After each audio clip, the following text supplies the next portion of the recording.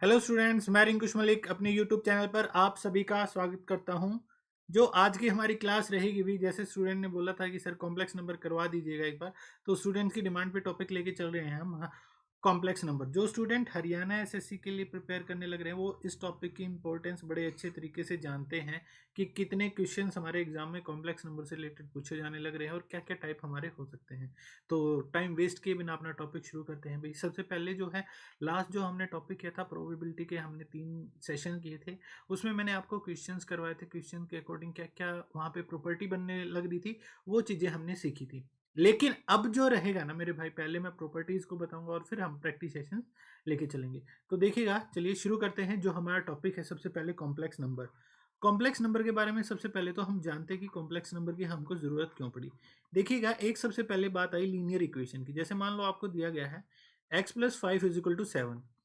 तो यहाँ पे अगर x की वैल्यू फाइंड आउट करनी है तो 7 - 5 आप कह दोगे कि सर 2 होगी। एक बात हम लेके चले, अगर आपको ये दिया गया है कि x² + 5x + 6 = 0, क्वाड्रेटिक इक्वेशन, आप इसका भी सोल्यूशन कर सकते हो। आप क्या कहोगे, x² + 5x के अपने फैक्टर के 3x + 2x + 6 = 0, और यहाँ से क्या बन गया, x+3 इंटू में x+2 आपके पास इसके फैक्टराइजेशन होगी। और दो चीज़ों की प्रोडक्ट अगर जीरो है तो या तो x+3 = 0 होगा, और हम कहेंगे x+2 = 0 है तो x की वैल्यू क्या होगी, या तो -3 होगी या फिर x की वैल्यू क्या होगी, -2 होगी। अब यहाँ तक तो जो वैल्यू जो रिजल्ट आने लग रहे हैं वो रिजल्ट हमारे पास क्या है, रियल नंबर है।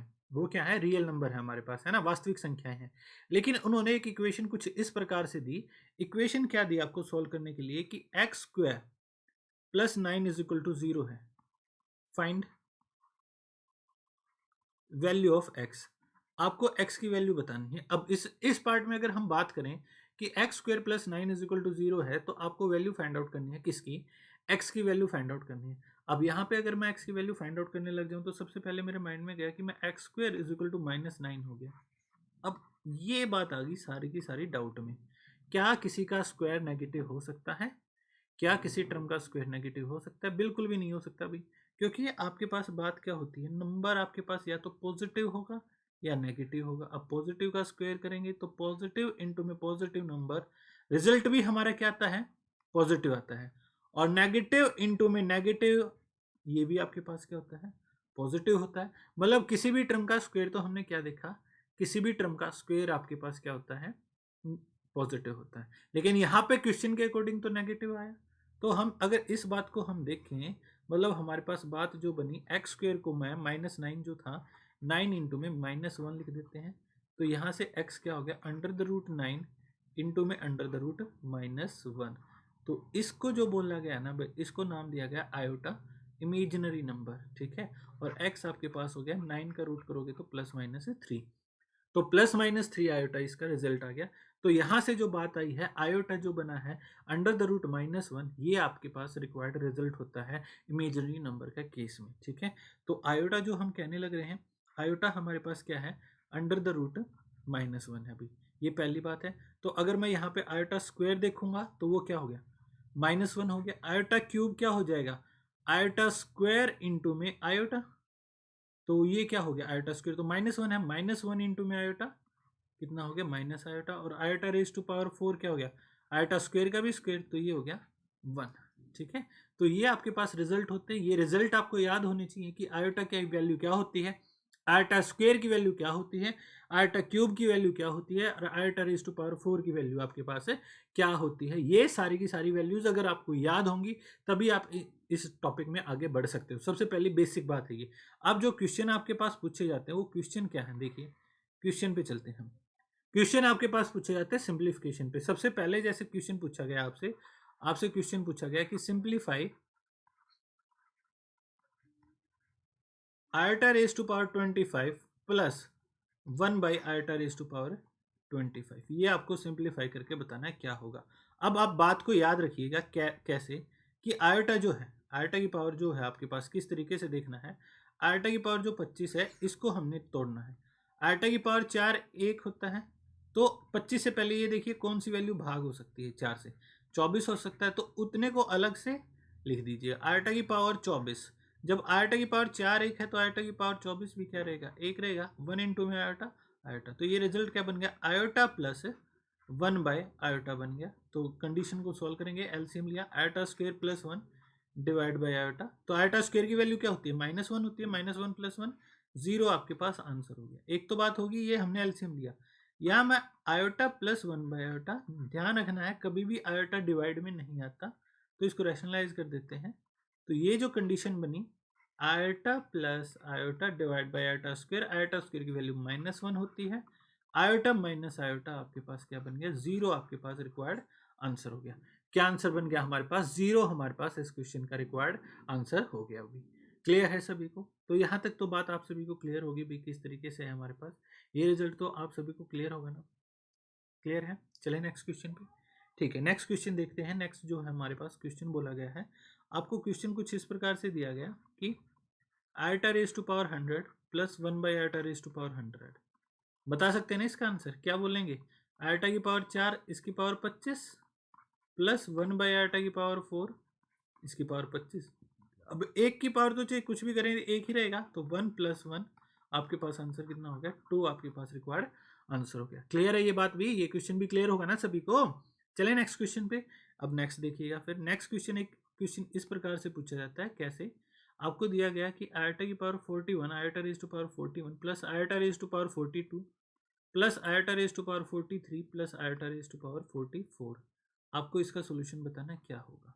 अब आयोटा की पावर 41 को क्या लिखेंगे, आयोटा की पावर 40 इंटू में आयोटा, इसको क्या लिखेंगे, आयोटा की पावर 40 इंटू में आयोटा स्क्वायर,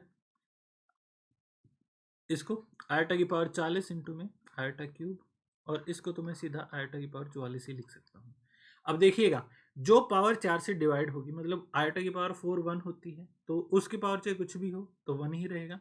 तो मैं यहाँ से क्या कह सकता हूँ मेरे भाई, यहाँ से ये पार्ट 1 हो गया, ये पार्ट 1 हो गया, ये पार्ट 1 हो गया, और ये भी 1 हो गया। तो हमारे पास रिजल्ट क्या बना, iota plus iota square plus iota cube और प्लस 1। वैल्यू रखें, iota -1 minus iota +1, cancel out होगी सारी वैल्यूज, तो ये रिजल्ट क्या आ गया, 0 आ गया। तो यहाँ पे एक बात ध्यान रखिएगा मेरे भाई, अगर आपके पास कभी भी क्वेश्चन कुछ इस प्रकार से दे रखा है, iota raise to power 4n plus 1, या मैं कहूँ iota raise to power 4n plus iota raise to power 4n plus 1 plus iota raise to power 4n plus 2 plus iota raise to power 4n plus 3, तो ये result हमेशा 0 होता है। या मैं कहूँ 4 कंजुगेटिव पावर्स जो दे रखी हैं, जैसे यहाँ पे दिया गया था ना 41 42, कंजुगेटिव था 43 44, अगर ये कंजुगेटिव होती हैं तो इनका सम हमेशा 0 आपके पास रिजल्ट आएगा। क्या आंसर रहेगा आपके पास, 0 आपके पास ऐसे क्वेश्चन का मेरे भाई आंसर रहेगा। क्लियर है सभी को? आई है बात समझ में? क्लियर होगा ना? चलिए नेक्स्ट क्वेश्चन पे। नेक्स्ट देखते हैं फिर नेक्स्ट क्वेश्चन कैसे बनता है आपके पास। देखिएगा, अब तक जो हमने बात की, ये जो बात थी ये सिंपल, हमने सिंप्लीफाई का क्वेश्चन आ गया। अब बात आई प्रोडक्ट के बारे में, एडिशन के बारे में। ठीक है, तो सबसे पहले आपके पास जो कॉम्प्लेक्स नंबर होता है, यहाँ पे तो मैंने केवल आयोटा के बारे में पढ़ी है। अब कॉम्प्लेक्स नंबर जो होता है भाई, जेड से डिनोट किया जाता है, और लिखा किस प्रकार से जाता है, ए प्लस आयोटा बी की फॉर्म में लिखा जाता है। ए क्या बोला जाता है भाई, रियल पार्ट, ए जो बोला जाता है रियल पार्ट, और जो बी बोला जाता है, ये जो पार्ट होता है ये आपके पास बोला जाता है इमेजिनरी पार्ट। ये क्या होता है, इमेजिनरी पार्ट ऑफ जेड। ठीक है, तो यहाँ पे जो बात ध्यान रखनी होती है, सॉरी, ये इमेजिनरी पार्ट ऑफ जेड। अब जो हमारे पास बात होती है, अब यहाँ पे एक दो कंडीशन होती है किस तरीके से, इफ इधर जो है वैसे, ये बात ध्यान रखिए अभी, ए और बी दोनों के दोनों रियल नंबर होंगे।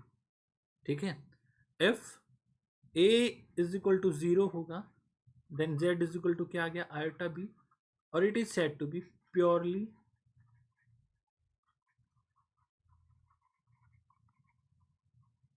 Imaginary number. क्या बोला जाएगा इसको, हम प्योरली इमेजिनरी नंबर हम कहेंगे। ये बात ध्यान रखिए अभी। ठीक है, और अगर हमारे पास b इज इक्वल टू 0 होगा, if b is equal to 0 होगा, then z is equal to a आ गया, और इसको क्या बोला जाएगा, प्योरली रियल नंबर, अगर b 0 हुआ तो।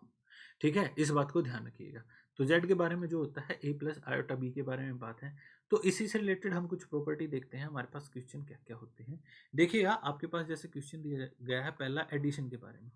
पहले क्वेश्चन के हम चले, आपको दिया गया 3 प्लस 4 आयोटा प्लस ये मान लो z1 है और z2 है आपके पास 2 माइनस 3 आयोटा। तो आपके पास क्या होता है भाई, रियल पार्ट रियल वाले के साथ जुड़ जाएगा, मतलब 3 और 2 5 और 4 आयोटा में से हम 3 आयोटा को सब्ट्रैक्ट करेंगे तो ये हमारे पास क्या हो गया प्लस आयोटा, ये हमारे पास रिजल्ट हो गया। ऐसे ही सब्ट्रैक्शन पे होता है 3 प्लस 4 आयोटा, मान लो माइनस करना होता है आपको 2 माइनस 3 आयोटा। अब क्या होता है 3 माइनस 2 तो 1 बन गया, लेकिन अब 4 माइनस माइनस प्लस हो गया ना, तो 4 आयोटा प्लस है 3 आयोटा, ये क्या आ गया 1 प्लस 7 आयोटा हो गया। ठीक है, ये तो होगी एडिशन और सब्ट्रैक्शन के बारे में बात।